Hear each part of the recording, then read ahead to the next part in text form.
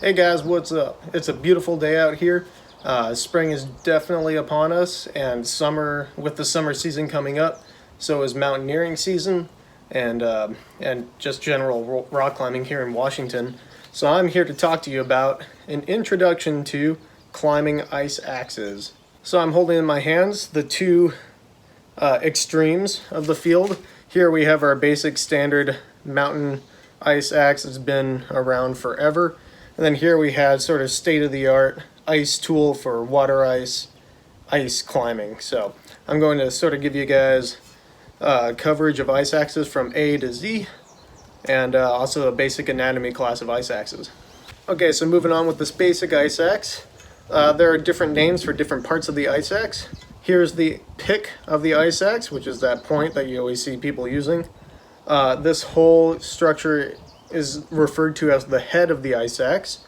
This tool in the back, you see generally there are two types of tools. One is an adze like this, and that's usually used for scraping away snow or making footsteps for you going up a slope. Or you can have a hammer. And so you see those are the two main types of ice axes pretty much.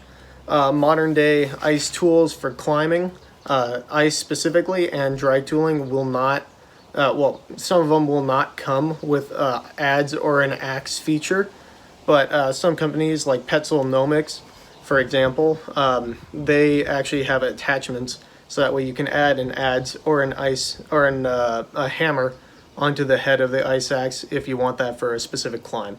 But more modern ice climbing, tools like claws and stuff, they do not come with anything on the back of the head. It's just the pick. All right, moving back to our basic one. This part of the ice axe is referred to as the shaft. Wonder why. And then at the end of the axe is the spike. And so generally the spike is the heavy doer, where you're plunging it into snow as you walk up a snow slope. So that's all the basic parts of a basic ice axe. Moving into more technical axes, you do get some other stuff. One is some axes come with an adjustable pinky rest, which you can move up and down the shaft all the way to here if you're using it for more ice climbing purposes, or up out of the way if you are diving the shaft into the snow.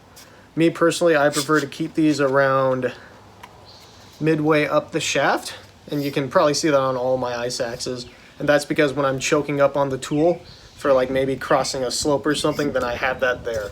As well as most of the time I'm using it to dive into the snow, and so that gives the whole shaft clearance from the pinky rest while I use the pick. Other ice axes that you'll find more climbing world, they'll have, you can see more burly pinky rests because they're meant to be climbed on a whole lot, and then a lot of times they'll come with an upper grip, so that way you can match tools on the wall. So from here I can go to my other tool, or if I want I can elevate my hand about 6 inches higher, which is pretty nice feature when you're climbing. Another difference that you'll find with the heads of the more technical ice axe versus the basic ones is you can see how this head isn't removable. You can't, it's all one piece. You just, if you wear out a part, you have to get a new ice axe. Whereas the technical tools, since you're putting more abuse onto them, they have these screws right here, so I can change out this pick, and then I think on specific tools you can also maybe even change out the entire head. So this I can maybe replace the hammer with an adze. These picks do tend to get worn out pretty fast. It's hard to see, this one's not even that worn out, but they do tend to get worn out, especially if you're doing a lot of dry tooling with your ice axes. So they have replacement picks online, and many different companies will offer different types of pick designs for whatever kind of climbing you want to do. Another thing I want to talk about before I move into the different types of ice axes are the T and B rating systems. And so this is kind of the most uncomplicated it gets. Basically the B stands for basic and the T stands for technical. And there are two parts of the ice axe that are rated, the pick and the shaft. And so if you have a basic rated pick, this is an example of a basic rated pick, where it's just more of the traditional mountaineering shape. If you were to use this in like dagger formation to go up a snow slope, then this is about what you get.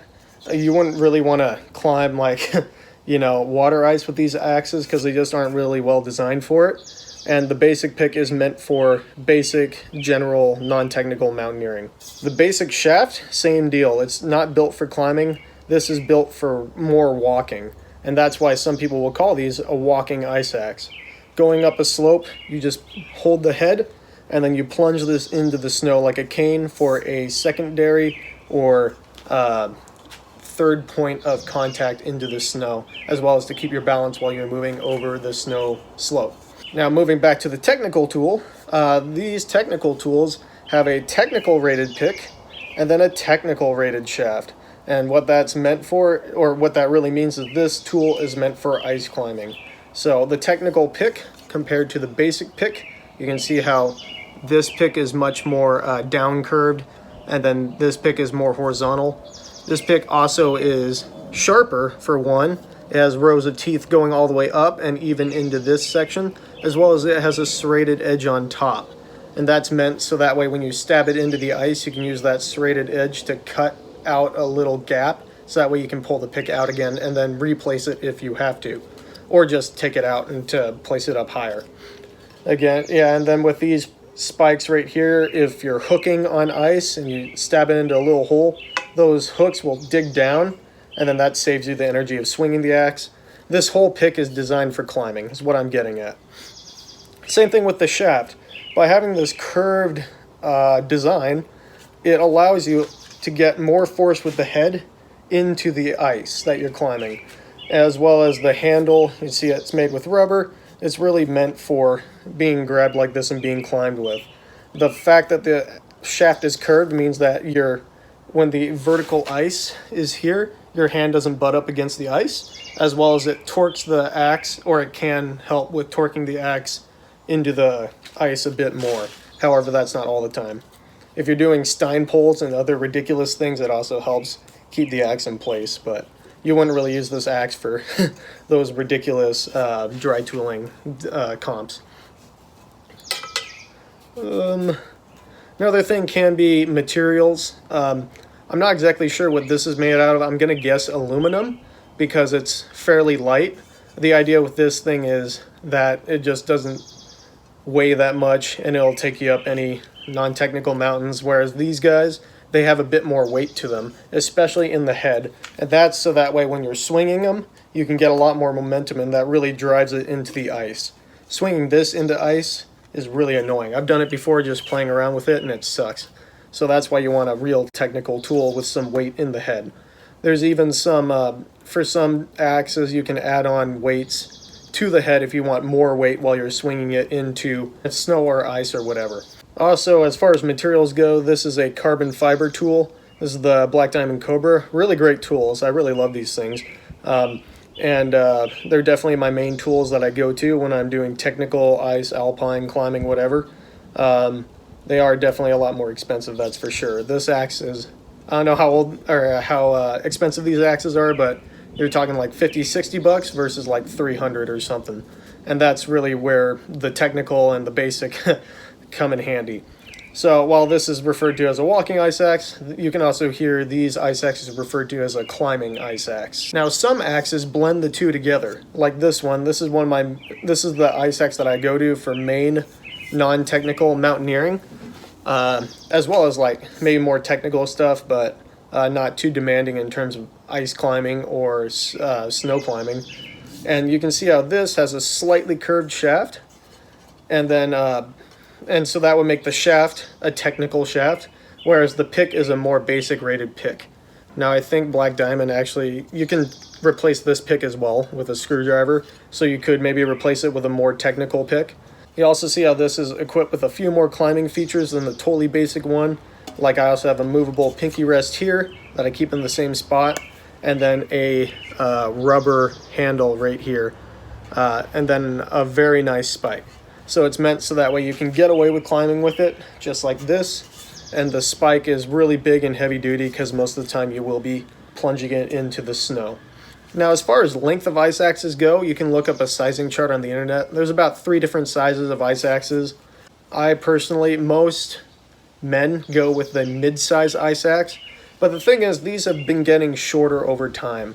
So this, like, whereas we used to have axes that went up to, you know, the middle half of our thorax, and you would walk with it like a cane. Nowadays, more commonly, you'll find ice axes in the 50-55 centimeter range because it's more of an all-mountain tool.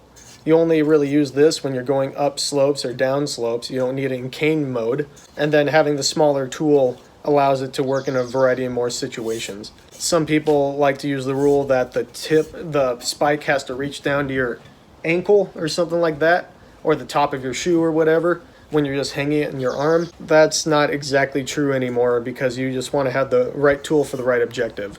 And so you may hear people still saying that at REI, but if you're going out with a guided group or have someone a bit more experienced than you, then you would definitely want to ask what sort of tool you would want for a specific objective. And sure enough, if you're going out with a guide service, whatever tool they provide would be a good tool for the job. So I use this ice axe a lot too. This is kind of like, it's a technical rated shaft, technical rated pick, but it's just not quite as heavy duty as, say, the Cobra ice axe from before. So really, this axe, it's kind of in between the last axe, the Black Diamond Venom, and this axe right here, but it comes in handy for a lot of different situations. Mainly the hammer also really helps. I use this axe on more technical peaks like Shuxon and Forbidden, and those sort of mountains where I'm doing like maybe a more rock climbing or a mix of rock climbing and glacier travel. But this also has a nice hammer in here, so it makes a good secondary tool if I want to bring a tool with an axe and a tool with a hammer. Climbs pretty well, so I can, say, for instance, go up a 60-degree snow slope. I can pound a picket in, and then I can clip myself to that and belay my 2 clients up the snow slope with this tool. And that's sort of like where its niche fits in, is more technical mountaineering. That's not where I have to really climb with the ice axes. I use this ice axe when I guide Baker, and when I do Rainier and Glacier Peak, any sort of walking volcano, I use this ice axe for, because it's heavy duty. I can easily go into self-arrest. I've saved myself plenty of times with this on self-arrest. I can hold a client if they fall into a crevasse, and it's very solid when I plunge it into the snow, so I can have good grip on it. We live in a world of light is right, and it's not for many circumstances. You want a good tool for the job. And maybe you can skimp on your sleeping bag or your backpack, but you don't want to skimp on your ice tool, because this is really one of the main things that keeps you on the mountain. The final tool I want to talk about are these ultralight tools. This is coming right after that whole light is right speech, because where does this thing really fit in? Basically, the materials here is an aluminum shaft, aluminum head, but it has a little steel insert for the pick, and the spike down here is also steel. Camp makes another one of these ice axes that's all aluminum, and pretty much that is used for ski touring, because it's really the only thing you can do with it is self-arrest. Same deal with this guy. This is like a good ski touring ice axe where you just need another point of balance and self-arrest. It's not the everyday guiding tool for sure, but it still has its place. I like to use this ice axe when I'm traveling over small sections of snow or even small sections of really low ice. I'm mainly going to spend the rest of my day on rock. So this is going to be sitting in my backpack just like that for the majority of the day, and then I pull it out just when I have a little section of snow and then maybe even a really small section of small ice. The majority of the time I should be using this on snow, because I've tried to climb with this thing and it is nearly impossible. Luckily I had a real tool with me so I could actually get out, but this thing just sucks at climbing. Another thing I've heard about these tools, which I've never experienced before, but I've actually heard about the solder right here holding the adze to the head is pretty weak. And so if you're digging out a T-trench or working in really hard situations, this has been known to actually split off. So yeah, it's more for looks than for use. If your ice axe breaks while you're out there using it, then you've definitely chosen the wrong tool for the job at that time. That being said, most likely you won't want to bring this out on a dry glacier with all the ice. You're going to want something with a bit more weight to it. Something like the Petzl Sumtech, again, has a bit more weight. So really a real axe. This is kind of like just a toy axe. But again, if I'm going on an alpine climb like to Vesper Peak here in Washington or in the Bugaboos, and I just need my axe to get across the glacier, and it's mostly snow, and then it's going to spend pretty much all day on my backpack, this is a good thing to use.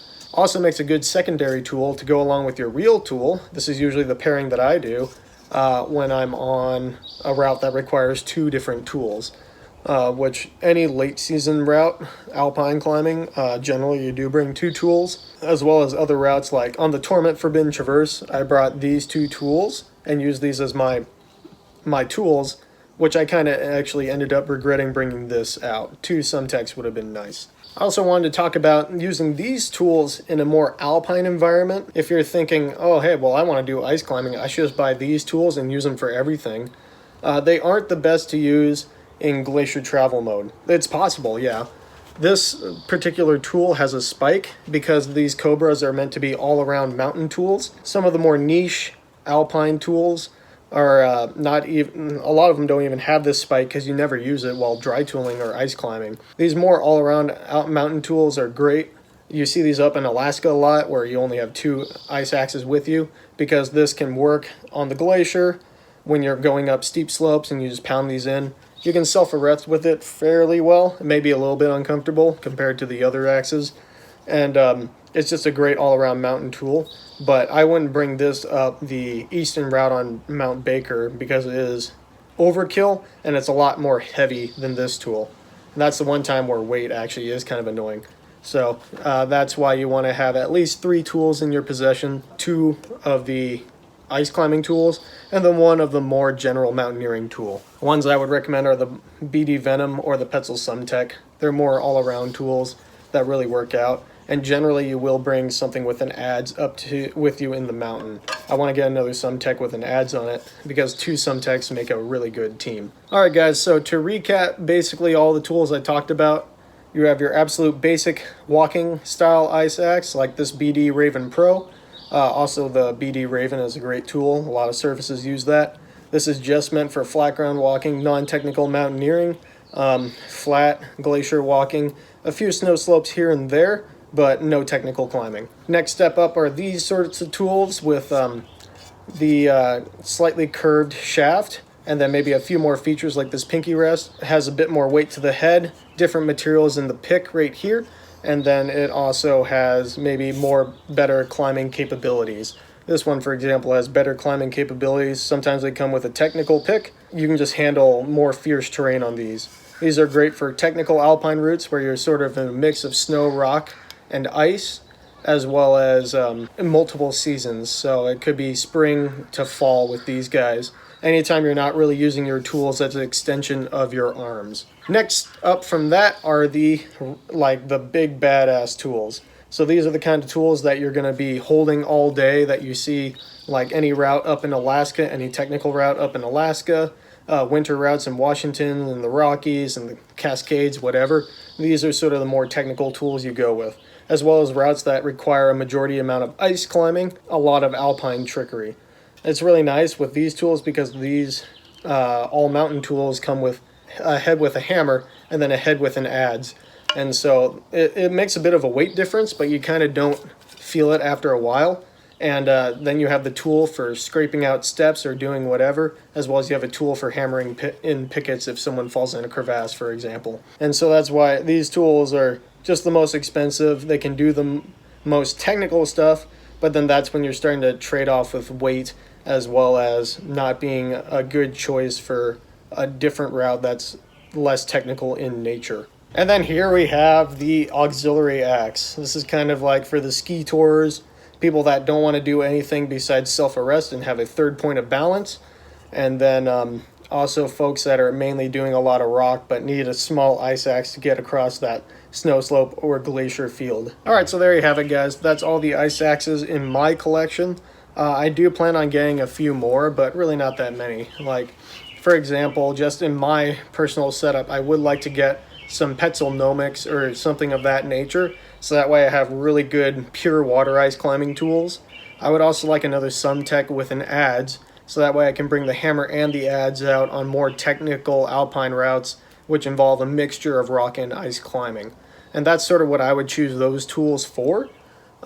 If you guys like to use specific tools for specific objectives and you want to add to the video, then please leave a comment about that.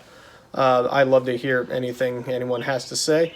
And hopefully I've been working on my GoPro setup and a few other things so that way I can actually have more video to show you of me outside climbing, which has kind of been a hole in my YouTube channel for a lot of time.